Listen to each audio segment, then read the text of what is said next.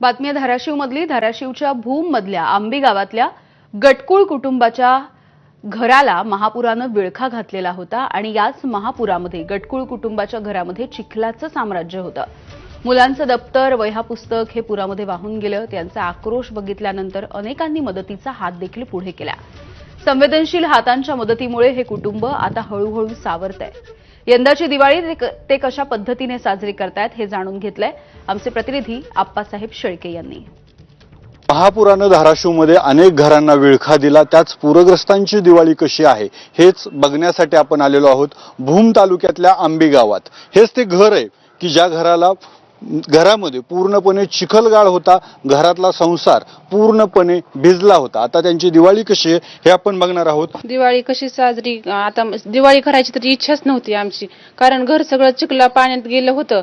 घर साफसफाई करण्यात 8-15 दिवस गेले। मग इकडं पसारा आणायचा तिकडं पसारा आणायचा ह्यातच आमचे काही दिवस गेले। मग परत पसारा इकडं आणला आणि काही जण सरकारने बी आम्हाला मदत केली आणि म्हणजे व्हिडिओ बघून ज्याला असं पोटात कालवलं, कुणी असं काही म्हणलं बघितलं तर त्यांनी जर आम्हाला मदत केली। कपडे मिळाले तर फराळाचं थोडं थोडं केले, करायचं बाकी आहे आणि लेकरांची वह्या पुस्तक वाहून गेली ते वह्या पुस्तकाची बी मदत केली। असं नाही की आम्हाला मदत केली नाही, की सगळ्यांनीच मदत केली। म्हणजे जशी त्यांची अपेक्षा असन तशी आम्हाला मदत येतच राहिली, थोडंसं पण असं कमी पडून दिलं नाही।